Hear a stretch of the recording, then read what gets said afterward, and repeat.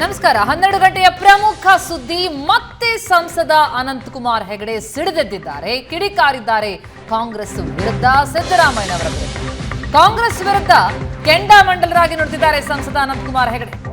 CM Siddaramaiah ಅವರಿಗೆ ಅನಂತಕುಮಾರ್ ಹೆಗಡೆ ಪಂಥಾಹ್ವಾನವನ್ನು ಕೊಟ್ಟಿದ್ದಾರೆ. ಸಂಸ್ಕೃತಿಯ ಬಗ್ಗೆ ಸಿದ್ದರಾಮಯ್ಯ ನನ್ನೆದುರು ಮಾತನಾಡಿ, ಲೈವ್ ಡಿಬೇಟ್ ಮಾಡೋಣ. ರಾಜ್ಯದ ಜನರಿಗೆ ಗೊತ್ತಿಲ್ಲ, ಎಲ್ಲೋ ಕೂತ್ಕೊಂಡು ಸಭೆಯಲ್ಲಿ ಮಾತನಾಡೋದು ಸರಿಯಲ್ಲ.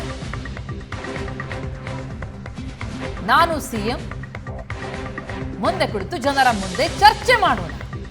ನಮ್ಮ ದೇವಸ್ಥಾನದ ಬಗ್ಗೆ ಇವರು ಯಾಕೆ ಕೀಳಾಗ ಮಾತನಾಡಬೇಕಿತ್ತು? ಯಡಿಯೂರಪ್ಪನವರ ಬಗ್ಗೆ, ಪ್ರಧಾನಿ ಮೋದಿ ಅವರ ಬಗ್ಗೆ ಅಸಭ್ಯವಾಗಿ ಮಾತನಾಡಿದ್ದು ನೀವು. ಮೋದಿ ಅಮಿತ್ ಶಾ ಬಗ್ಗೆ ಏನೆಲ್ಲ ಹೇಳಿದ್ದೀರಿ ಹೇಳಬೇಕಾ ಅಂತ ಪ್ರಶ್ನಿಸಿದ್ದಾರೆ ಸಂಸದ ಅನಂತಕುಮಾರ್ ಹೆಗಡೆ. ಅವರು ನನ್ನ ಎದುರುಗಡೆ ಬರಬೇಕು ಡಿಬೇಟ್ಗೆ. ಸಂಸ್ಕೃತಿ ಅಂದರೆ ಏನು, ಯಾವುದು ಸಭ್ಯತೆ, ಇದರ ಎಲ್ಲದರ ಬಗ್ಗೆ ನಾವಿಬ್ಬರು ಚರ್ಚೆ ಮಾಡಬೇಕು. ಜನರ ಎದುರುಗಡೆ, ಸಾರ್ವಜನಿಕರ ಎದುರುಗಡೆ. ಅದು ಜನ ಪ್ರತ್ಯಕ್ಷವಾಗಿ ನೋಡಬೇಕು. ಎಲ್ಲೋ ಕುತ್ಕೊಂಡು ಅಥವಾ ಎಲ್ಲೋ ಸಭೆಗಳಲ್ಲಿ ಕೊಡೋದಲ್ಲ, ನನ್ನ ಎದುರುಗಡೆ ಬರಬೇಕು. ಸಿದ್ದರಾಮಯ್ಯನವರು ಸಂಸ್ಕೃತಿ ಬಗ್ಗೆ ಮಾತಾಡ್ತಾರೆ, ಸಭ್ಯತೆ ಬಗ್ಗೆ ಮಾತಾಡ್ತಾರೆ. ನಮ್ಮ ಪ್ರಧಾನಮಂತ್ರಿಗಳ ಬಗ್ಗೆ, ನರೇಂದ್ರ ಮೋದಿಯವರ ಬಗ್ಗೆ, ಅಮಿತ್ ಶಾ ಬಗ್ಗೆ, ಯಡಿಯೂರಪ್ಪನವ್ರ ಬಗ್ಗೆ, ಹಿಂದುತ್ವದ ಬಗ್ಗೆ, ದೇವಸ್ಥಾನಗಳ ಬಗ್ಗೆ ಅಸಭ್ಯವಾಗಿ ನಡ್ಕೊಂಡಿರ್ತಕ್ಕಂಥವ್ರು ಮೊದಲು ಯಾರು? ನಾವೇ ನಡ್ಕೊಂಡಿದ್ವಾ? ನಮ್ಮ ಬಗ್ಗೆ ಅಷ್ಟೊಂದು ಕೀಳಾಗಿ ಹೇಳ್ತಕ್ಕಂಥ ಅವಶ್ಯಕತೆ ಏನಿತ್ತು? ಕಾಂಗ್ರೆಸ್ ಲೀಡರ್ಗಳು ನಮ್ಮ ಪ್ರಧಾನಮಂತ್ರಿ ಮೋದಿಯವರ ಬಗ್ಗೆ ಏನೆಲ್ಲ ಕೆಟ್ಟದನ್ನು ಮಾತಾಡಿದ್ದಾರೆ? ಬಹುತೇಕ ಯಾವ ಸಂಸ್ಕೃತಿ ಸಭ್ಯತೆಯ ಎಲ್ಲೆಯನ್ನು ಮೀರಿ ಮಾತಾಡಿದ್ದಾರೆ. ಹೇಳಬೇಕಾ ಯಾರು ಅಂತ? ಯಾರ್ಯಾರು ಏನು ಹೇಳಿದ್ದಾರೆ ಅಂತ ಹೇಳಬೇಕಾ? ಅಜಿತ್ ಸಿಂಗ್ ಹೇಳಿದ್ರು, ಪ್ರಧಾನಮಂತ್ರಿ ಅಂದರು ಕುರಿ ಅಂತ ಅಂದರು. ಆಮೇಲೆ ಅಭಿಷೇಕ್ ಸಿಂಗ್ ಮಾನ್ವಿ ಹೇಳಿದ್ರು, ಡ್ಯಾಮೇಜ್ ಮಾಡ್ತಕ್ಕಂಥ ಮನುಷ್ಯ ಅಂತ ಅಂದರು. ಇಡೀ ಭಾರತದ ಡ್ಯಾಮೇಜ್ ಮಾಡ್ತಕ್ಕಂಥ ಮನುಷ್ಯ ಅಂತ ಅಂದರು. ಆಮೇಲೆ ಸಮಾಜವಾದಿ ಪಾರ್ಟಿ ಲೀಡರ್ ಹೇಳಿದ್ರು, ಅಜಮ್ ಖಾನ್ ಹೇಳಿದ್ರು, ಅವ ಒಂದು ಪಪ್ಪಿ ಅಂತ ಅಂದರು. ಅತ್ಯಂತ ಜಾತೀಯವಾದಿ ಅಂತ. ನಾನು ಏನೇ ಹೇಳಿದ್ರು ಅದು ನನ್ನ ವೈಯಕ್ತಿಕ ಹೇಳಿಕೆ, ನನ್ನ ಹೇಳಿಕೆ ಪಕ್ಷದ ಹೇಳಿಕೆ ಅಲ್ಲ ಅಂತ ಸ್ಪಷ್ಟಪಡಿಸಿದ್ದಾರೆ ಅನಂತಕುಮಾರ್ ಹೆಗಡೆ. ವೈ ವಿಜೇಂದ್ರ ಹೇಳಿರುವ ಮಾತು ಸರಿಯಾಗಿದೆ. ನನ್ನ ಹೇಳಿಕೆ ಪಕ್ಷದ ಹೇಳಿಕೆಯಲ್ಲ, ಅದು ನನ್ನ ವೈಯಕ್ತಿಕ ಹೇಳಿಕೆ ಎನ್ನುವುದನ್ನ ಅನಂತಕುಮಾರ್ ಹೆಗಡೆ ಹೇಳಿದ್ದಾರೆ. ಅಯೋಧ್ಯೆ ರಾಮ ಮಂದಿರದ ಬಗ್ಗೆ ಏನೆಲ್ಲ ಅವಹೇಳನಕಾರಿ ಮಾತುಗಳನ್ನು ಹೇಳಿದ್ರು, ಎಷ್ಟು ಕೀಳಾಗಿ ಹಿಂದೂ ಸಮಾಜವನ್ನು ಕಂಡ್ರು. ಅಂದರೆ ಹಿಂದೂ ಸಮಾಜ ಅಂತಂದ್ರೆ ಇದೊಂದು ಬೇವರ್ಸಿ ಸಮಾಜನ ಇದು? ಇವರು ಸಮಾಜದ ಜನಗಳಿಗೆ ಓಟೇ ಇಲ್ವಾ? ಅಲ್ಲಿರ್ತಕ್ಕಂಥ 15%, 20% ಜನರು ಓಟಿಗೋಸ್ಕರ ಇಷ್ಟೆಲ್ಲ ಜೊಲು ಸುರಿಸ್ತಾರೆ. ಹಾಗಿದ್ರೆ 80%, 85% ಇರತಕ್ಕಂಥ ನಮ್ಮ ಜನರಿಗೆ ಏನಿದೆ ಗೌರವ? ಹಾಗಿದ್ರೆ ಮೊದಲು ಗೌರವ ಕೊಟ್ಟು ಮಾತಾಡೋದನ್ನು ಕಲೀರಿ. ನಮ್ಮ ಸಮಾಜಕ್ಕೆ ಮೊದಲು ನಮ್ಮ ಧರ್ಮಕ್ಕೆ ಗೌರವ ಕೊಟ್ಟು ಮಾತಾಡೋದನ್ನು ಕಲೀರಿ. ಜಾತ್ಯತೀತತೆ ನಮಗೂ ನಂಬಿಕೆ ಇದೆ, ಆದರೆ ಆ ಧ್ವನಿ ನಿಮ್ಮ ಧ್ವನಿಯಲ್ಲಿರಲಿ, ನಿಮ್ಮ ಭಾಷೆಯಲ್ಲಿರಲಿ. ಹಿಂದೂಗಳಿಗೆ ಒಂದು ರೀತಿ ಪದ್ಧತಿ, ಮುಸಲ್ಮಾನರಿಗೆ ಒಂದು ರೀತಿ ಪದ್ಧತಿ. ಇದು ಯಾವ ಸೀಮೆ ನ್ಯಾಯ ರೀ? ದಯವಿಟ್ಟು ಸಭ್ಯತೆ.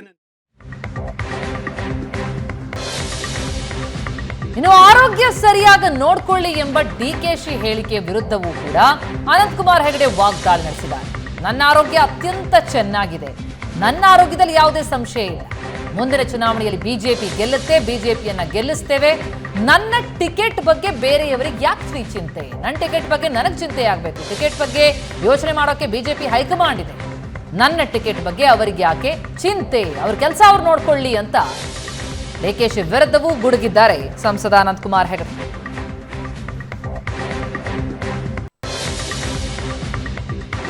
ಅತ್ಯಂತ ಚೆನ್ನಾಗಿದೆ, ಆರೋಗ್ಯದಲ್ಲಿ ಯಾವುದೇ ರೀತಿಯ ಸಂಶಯ ಅಥವಾ ಯಾವುದೇ ರೀತಿಯ ಏರುಪೇರುಗಳಿಲ್ಲ. ಮುಂದಿನ ಚುನಾವಣೆಯಲ್ಲಿ ಭಾರತೀಯ ಜನತಾ ಪಾರ್ಟಿ ಗೆಲ್ಲಿಸ್ತೀವಿ. ಟಿಕೆಟ್ ಬಗ್ಗೆ ಅವ್ರಿಗೆ ಯಾಕ್ರಿ ಚಿಂತೆ? ನನ್ನ ಟಿಕೆಟ್ ಬಗ್ಗೆ ನನಗೆ ಚಿಂತೆ ಆಗಬೇಕು. ಹೈಕಮಾಂಡ್ ಇದೆ, ಯೋಚನೆ ಮಾಡ್ತಕ್ಕಂಥದ್ದು ಹೈಕಮಾಂಡ್ ಇದೆ, ಪಾರ್ಟಿ ಇದೆ, ಲೀಡರ್ಸ್ಗಳಿದ್ದಾರೆ, ಅವ್ರಿಗೆ ಚಿಂತೆ ಮಾಡ್ತಾರೆ. ಬಾಕಿಯವ್ರಿಗೆ ಯಾಕ್ರಿ ತಲೆ ಬಿಸಿ? ಅವ್ರವ್ರ ಕೆಲಸ ನೋಡ್ಕೊಳ್ಳಿ. ಅತ್ಯಂತ ಚೆನ್ನಾಗಿದೆ, ಆರೋಗ್ಯದಲ್ಲಿ ಯಾವುದೇ ರೀತಿಯ ಸಂಶಯ ಅಥವಾ ಯಾವುದೇ ರೀತಿಯ ಏರುಪೇರುಗಳಿಲ್ಲ. ಮುಂದಿನ ಚುನಾವಣೆಯಲ್ಲಿ ಭಾರತೀಯ ಜನತಾ ಪಾರ್ಟಿ ಗೆಲ್ಲಿಸ್ತೀವಿ. ಟಿಕೆಟ್ ಬಗ್ಗೆ ಅವ್ರಿಗೆ ಯಾಕ್ರಿ ಚಿಂತೆ? ನನ್ನ ಟಿಕೆಟ್ ಬಗ್ಗೆ ನನಗೆ ಚಿಂತೆ ಆಗಬೇಕು. ಹೈಕಮಾಂಡ್ ಇದೆ, ಯೋಚನೆ ಮಾಡ್ತಕ್ಕಂಥದ್ದು ಹೈಕಮಾಂಡ್ ಇದೆ, ಪಾರ್ಟಿ ಇದೆ, ಲೀಡರ್ಸ್ಗಳಿದ್ದಾರೆ, ಅವ್ರಿಗೆ ಚಿಂತೆ ಮಾಡ್ತಾರೆ. ಬಾಕಿಯವ್ರಿಗೆ ಯಾಕ್ರಿ ತಲೆ ಬಿಸಿ? ಇನ್ನು ಅನಂತಕುಮಾರ್ ಹೆಗಡೆ ಹೇಳಿಕೆಯಿಂದ ಬಿಜೆಪಿ ದೂರ ಇದೆ. ಅನಂತಕುಮಾರ್ ಹೆಗಡೆ ಹೇಳಿಕೆಯನ್ನು ನಾವು ಸಮರ್ಥಿಸಿಕೊಳ್ಳಲ್ಲ ಅಂತ ಹೆಗಡೆ ವಿವಾದಾತ್ಮಕ ಹೇಳಿಕೆಗೆ ಸಿಟಿ ರವಿ ಕಿಡಿಕಾರಿದ್ದಾರೆ. ಏಕವಚನದಲ್ಲಿ ಹೆಗಡೆ ಮಾತನಾಡಿದ್ದನ್ನು ನಾನು ಒಪ್ಪಲ್ಲ. ಹಿರಿಯರು ಮತ್ತು ಸ್ಥಾನಕ್ಕೆ ಕೊಡಬೇಕಾದ ಗೌರವವನ್ನು ಕೊಡಲೇಬೇಕು. ಆದರೆ ಹೆಗಡೆಯವರ ಕಾರ್ಯಶೈಲಿ ಭಿನ್ನ, ಹಾಗಂತ ಮತ್ತೊಬ್ಬರನ್ನ ನೋಯಿಸಬಾರದು ಅಂತಲೂ ಕಿವಿ ಮಾತು ಹೇಳಿದ್ದಾರೆ ಸಿಟಿ ರವಿ.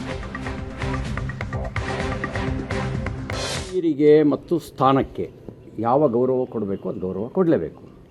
ಅವರು ಅನಂತಕುಮಾರ್ ಹೆಗಡೆಯವರ ಕಾರ್ಯಶೈಲಿ ಭಿನ್ನ ಇದೆ, ಹಾಗಂತ ಇನ್ನೊಬ್ಬರನ್ನ ಹರ್ಟ್ ಮಾಡುವಂಥ ಯಾವುದೇ ರೀತಿಯ ಹೇಳಿಕೆಯನ್ನು ನಾವು ಸಮರ್ಥಿಸೋದಿಲ್ಲ.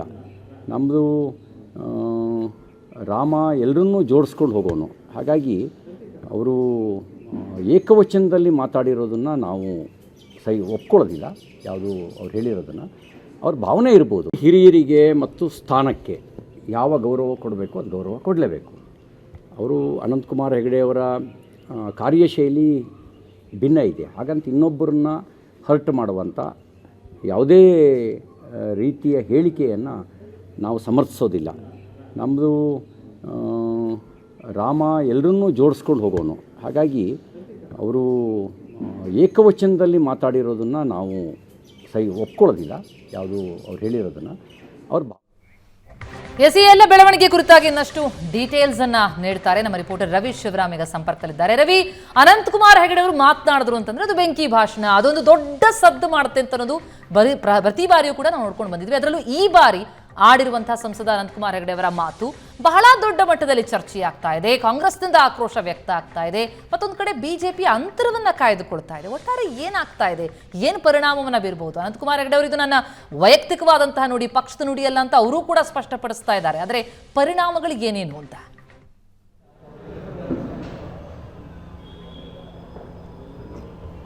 ಪ್ರತಿಮಾ, ಅನಂತಕುಮಾರ್ ಹೆಗಡೆ ಅವರ ಈ ಹೇಳಿಕೆ ವಿಶೇಷವಾಗಿ ಏನೂ ಕಾಣೋದಿಲ್ಲ. ಯಾಕೆಂದರೆ ಅನಂತಕುಮಾರ್ ಹೆಗಡೆಯವರು ಈ ಹಿಂದಿನಿಂದಲೂ ಕೂಡ ಸಿದ್ದರಾಮಯ್ಯ ಅವರ ಬಗ್ಗೆ ಆಗಿರ್ಬೋದು ಅಥವಾ ಹಿಂದುತ್ವದ ವಿಚಾರಕ್ಕೆ ಸಂಬಂಧಪಟ್ಟಂತಿರಬಹುದು ಹೇಳಿಕೆಗಳನ್ನು ನಿರಂತರವಾಗಿ ಕೊಟ್ಕೊಂಡು ಬರ್ತಾ ಇದ್ದಾರೆ. 2018ರ ವಿಧಾನಸಭಾ ಚುನಾವಣೆಯ ಸಂದರ್ಭದಲ್ಲಿ ಅವರು ಮುಖ್ಯ ಪ್ರಚಾರಕರಾಗಿದ್ದರು, ಸ್ಟಾರ್ ಪ್ರಚಾರಕರಾಗಿದ್ದರು.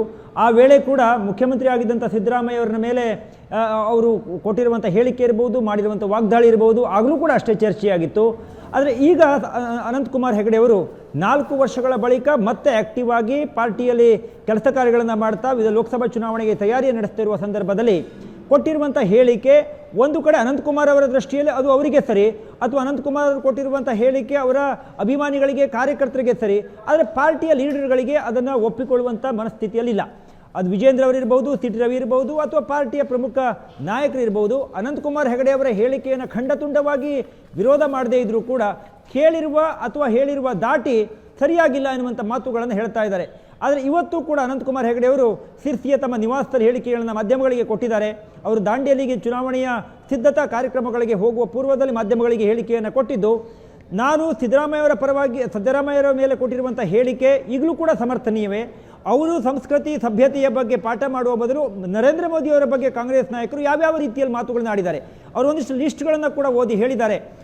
ನರೇಂದ್ರ ಮೋದಿಯವರ ಬಗ್ಗೆ ಹೇಗೆ ಯಾವ್ಯಾವ ಪದಗಳನ್ನು ಬಳಕೆ ಮಾಡಿದರು ಅದು ಸರಿ ಎನ್ನುವುದೇ. ಆದರೆ ನಾನು ಹೇಳಿದ್ದು ಸರಿ ಎನ್ನುವಂಥ ಮಾತುಗಳನ್ನು ಮತ್ತೆ ಗಟ್ಟಿಯಾಗಿ ಹೇಳುವುದರ ಜೊತೆಗೆ ನನ್ನ ಹೇಳಿಕೆ ಸರಿ ಇದೆ ಎನ್ನುವಂಥ ಅರ್ಥದಲ್ಲಿ ಮಾತನಾಡಿದ್ದಾರೆ. ಪ್ರಮುಖವಾಗಿ ಅನಂತಕುಮಾರ್ ಹೆಗಡೆ ಅವರು ಮೊನ್ನೆ ಹಿಂದುತ್ವದ ವಿಚಾರ ಬಗ್ಗೆ ಮಾತಾಡ್ತಾ ಮಸೀದಿಗಳ ವಿಚಾರವನ್ನು ಪ್ರಸ್ತಾಪ ಮಾಡ್ತಾ ಹೇಳಿದರು, ಹಿಂದುತ್ವದ ಭಾವನೆಯ ಪರವಾಗಿ ನಾನು ಮಾತಾಡ್ತಾ ಇದ್ದೀನಿ, ಇದು ಅನಂತಕುಮಾರ್ ಹೆಗಡೆ ಅವರ ಹೇಳಿಕೆ ಅಲ್ಲ ಎನ್ನುವಂಥದ್ದು. ಅದೇ ಸಂದರ್ಭದಲ್ಲಿ ರಾಮ ಮಂದಿರದ ಉದ್ಘಾಟನೆಗೆ ಸಿದ್ದರಾಮಯ್ಯನವರು ಹೋಗೋದಿಲ್ಲ ಎನ್ನುವಂಥ ಮಾತುಗಳನ್ನು ಅವರಾಗೇ ಹೇಳ್ತಾ ಒಂದು ಪದವನ್ನು ಏಕವಚನದಲ್ಲಿ ಬಳಸಿದ್ರು. ಹಾಗಾಗಿ ಪಾರ್ಟಿಗೆ ಅನಂತಕುಮಾರ್ ಹೆಗಡೆ ಅವರು ಕೊಟ್ಟಂಥ ಹೇಳಿಕೆ ಸರಿ ಕಾಣ್ತಾ ಇಲ್ಲ ಎನ್ನುವಂಥದ್ದು.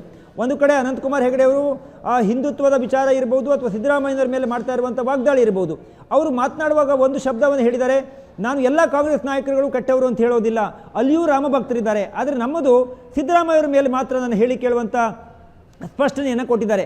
ವಿಶೇಷ ಅಂತ ಹೇಳಿದರೆ ಲೈವ್ ಡಿಬೇಟ್ ಆಗಲಿ, ನೀವು ಸಂಸ್ಕೃತಿ ಸಭ್ಯತೆ ಬಗ್ಗೆ ಮಾತನಾಡೋಣ, ರಾಜ್ಯ ಜನತೆಗೆ ಗೊತ್ತಾಗಲಿ ಅನ್ನುವಂಥ ಒಂದು ಆಹ್ವಾನವನ್ನು ಕೂಡ ಸಿದ್ದರಾಮಯ್ಯವರು ಕೊಟ್ಟಿದ್ದಾರೆ.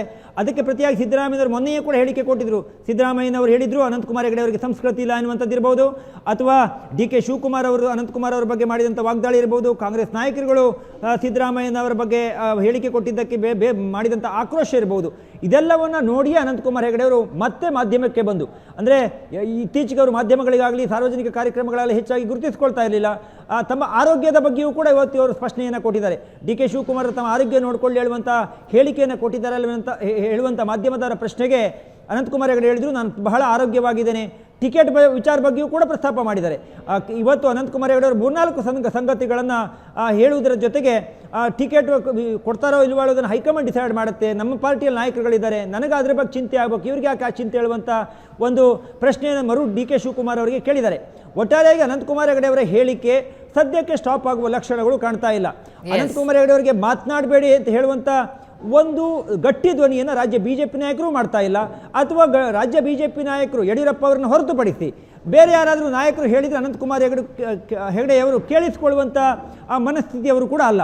ಅವರಿಗೆ ಯಡಿಯೂರಪ್ಪನಂಥವರು ಅಥವಾ ಹೈಕಮಾಂಡ್ ಅಮಿತ್ ಶಾ ನರೇಂದ್ರ ಮೋದಿ ಅವರು ಹೇಳಿದಾಗ ಇಲ್ಲ ನಿಮ್ಮ ಟೋನನ್ನು ಕಡಿಮೆ ಮಾಡ್ಕೊಳ್ಳಿ, ಬದಲಾವಣೆ ಮಾಡ್ಕೊಳ್ಳಿ ಹೇಳುವಂಥ ಹೇಳಿಕೆಗಳನ್ನು ಕೊಟ್ಟರೆ ಎಲ್ಲ ಒಂದಿಷ್ಟು ಬದಲಾವಣೆಗಳು ಕಾಣಬಹುದು. ಇಲ್ಲವಾದರೆ ರಾಜ್ಯ ನಾಯಕರು ನೇರವಾಗಿ ಅನಂತಕುಮಾರ್ ಹೆಗಡೆ ಅವರೇ ಮಾತನಾಡಬೇಡಿ ಅಂತ ಹೇಳಿದ್ರೆ ಬಹುಶಃ ಅನಂತಕುಮಾರ್ ಹೆಗಡೆ ಅವರು ಸ್ಟಾಪ್ ಆಗ್ತಾರೆ ಅಂತ ಅನಿಸೋದಿಲ್ಲ.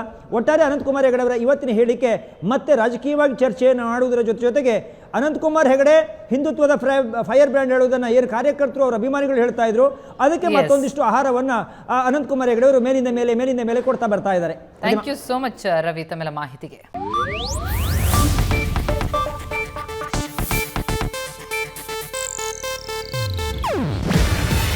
ಇದು ಏಷ್ಯಾನೆಟ್ ನ್ಯೂಸ್ ನೆಟ್ವರ್ಕ್ ಪ್ರಸ್ತುತಿ. ನೀವು ನೋಡ್ತಿದ್ದೀರಾ ಏಷ್ಯಾನೆಟ್ ಸುವರ್ಣ ನ್ಯೂಸ್.